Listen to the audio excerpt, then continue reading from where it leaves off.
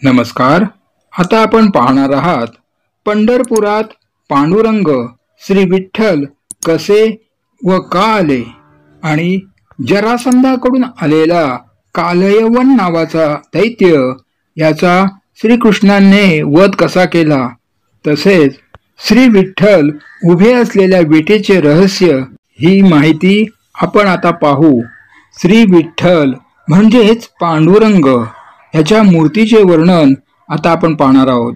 दिनांचा दयाळू, भक्त कामकल्प द्रुम आणि योगिया दुर्लभ असलेल्या विठुरायाची मूर्ती स्वयंभू अशी वालुकमय शिलेची आहे. श्रींच्या मस्तकी मुकुटासारखे उंच कंगोरेदार टोपी आहे. याचा आकार शिवलिंगासारखा असल्यामुळे त्यास शिवलिंग म्हणतात.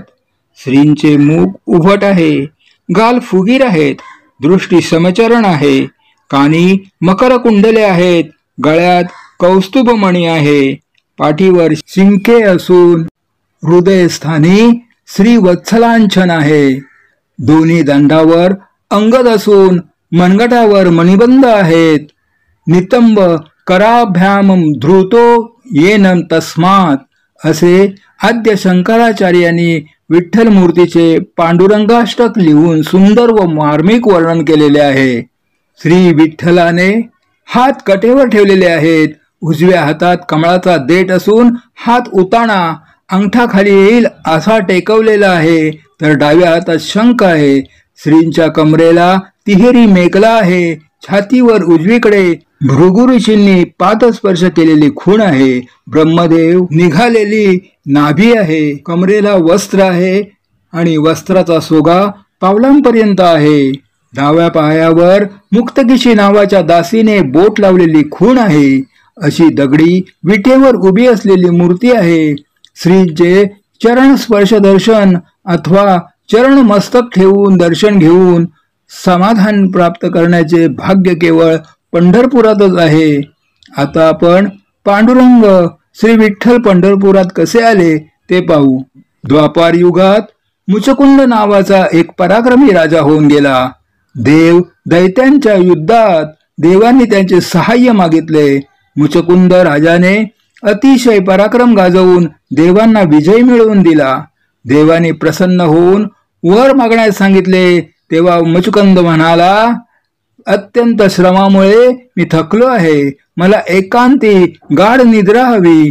जो कोणी माझी निद्रा भंग करील तो माझ्या दृष्टिक्षेपाने भस्म होऊन जावा असा मला वर द्या. देवाने तथास्तु म्हटले. राजा एका गुहेत निद्राधीन झाला. पुढे कृष्ण अवतारात जरासंधाकडून कालयवन नावाचा अत्यंत बलाढ्य असा राक्षस कृष्णाकडे युद्धासाठी आला.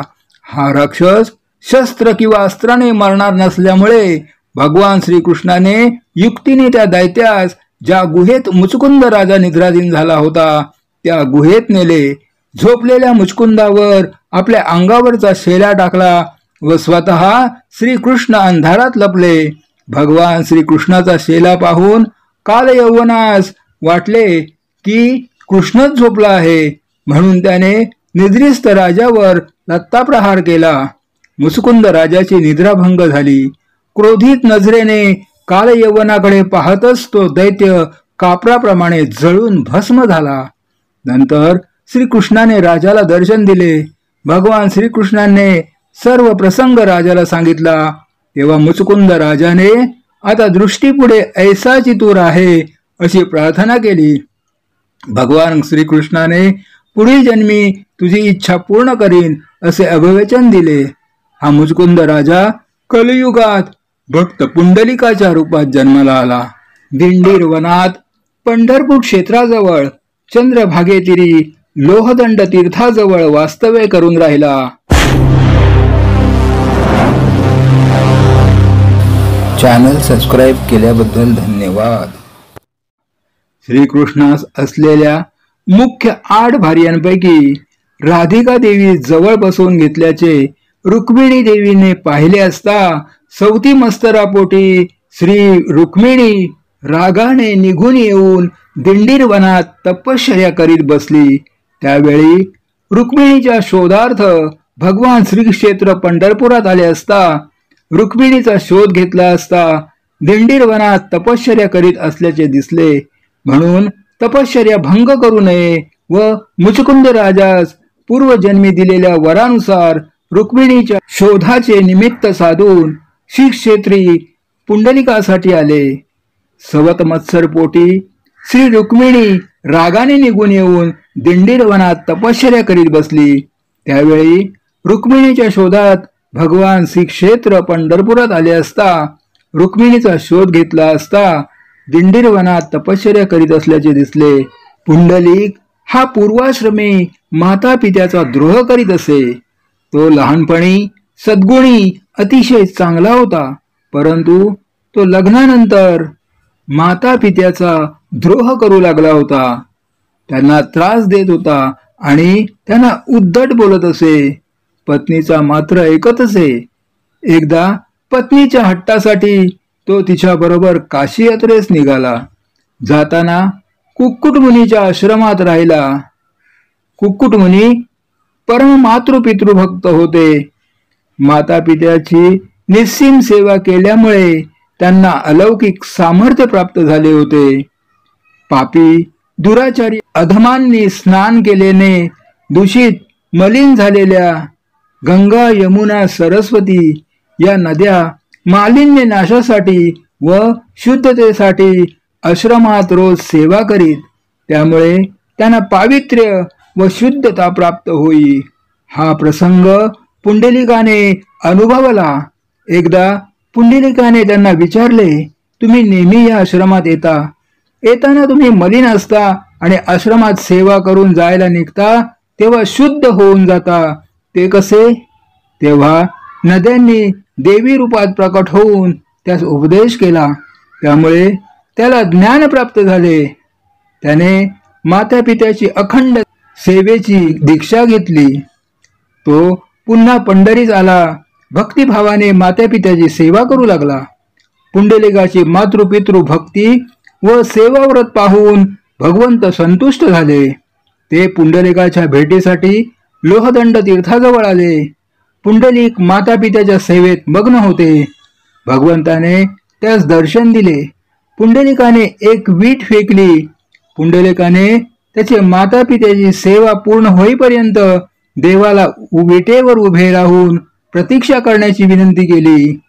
भगवंतांनी त्याची प्रार्थना मान्य केली. पुंडलिकांनी देवाला उभे राहण्यासाठी वीट फेकली. ती वीट म्हणजे दुसरा तिसरा कोण नसून त्या वृत्रासुराच्या शापाने दग्ध झालेला इंद्रच होय. त्यामागे एक इतिहास आहे. एकदा वृत्रासुर नावाचा दैत्य तपश्चर्या करीत बसला असता इंद्रदेवाने तो बेसावत असताना त्याचा वध केला आणि त्याच्या हातून ब्रह्महत्येचे पातक घडले. कारण कोणीही तपश्चर्या करीत असताना बेसावत असताना हत्या केल्याने ब्रह्महत्येचे पातक लागते हे इंद्राला माहीत होते. तेव्हा आता काय करावे हा प्रश्न त्याच्या पुढे निर्माण झाला. बरं, कैलासात शिवशंकराकडे जावे तर ते तापट आहेत. त्यांना कळले माझ्या हातून ब्रह्महत्येचे पातक घडले आहे तर आपल्याला कडक शासन करतील. कदाचित कोपिष्ट होऊन तिसरा डोळा उघडला तर सर्वनाश होईल. त्यापेक्षा आपण वैकुंठधामी जाऊन भगवान विष्णूंना भेटून सर्व प्रकार सांगावा. म्हणून ते वैकुंठात गेले आणि श्रीहरींना सर्व प्रकार सांगितला. तेव्हा श्रीहरी म्हणाले, तुम्ही एका बेसावत असणाऱ्या व तपश्चर्या करीत असलेल्याला मारलेले आहे. मोठा अपराध केला आहेस. ब्रह्महत्येचे पातक निवारण करण्यासाठी मी जेव्हा पंढरपुरात येईन तेव्हा विटेवर उभा राहून तुझे कल्याण करीन. तर ती वीट दुसरी तिसरी कोण नसून भगवान इंद्रच होते. अशा प्रकारे विठ्ठल म्हणजे साक्षात पांडुरंग त्या विटेवर उभे आहेत. भीमातीर म्हणजे दुसरी द्वारका. भगवान श्रीकृष्ण विठ्ठल रूपात कठीवर हात ठेवून भक्तासाठी युगे 28 अजूनही उभे आहेत. संत शिरोमणी नामदेवराय आरतीत म्हणतात, पुंडलिका भेटी परब्रह्म आलेगा. म्हणजेच पुंडलिकाला भेटण्यासाठी साक्षात परब्रह्म आले आणि त्यांच्या चरणावर जो नतमस्तक होतो त्याचा उद्धार होतो. तुम्हाला ही माहिती कशी वाटली नक्कीच कमेंट करून कळवा. माहिती आवडल्यास लाईक आणि शेअर करा. आणि हो, अजूनही चॅनलला सबस्क्राईब केलं नसेल तर सबस्क्राईब करा. शेजारील घंटीचा बटन दाबा, त्यातून ऑल निवडा, जेणेकरून माझ्या सर्व व्हिडिओचे नोटिफिकेशन तुमच्यापर्यंत येईल. धन्यवाद.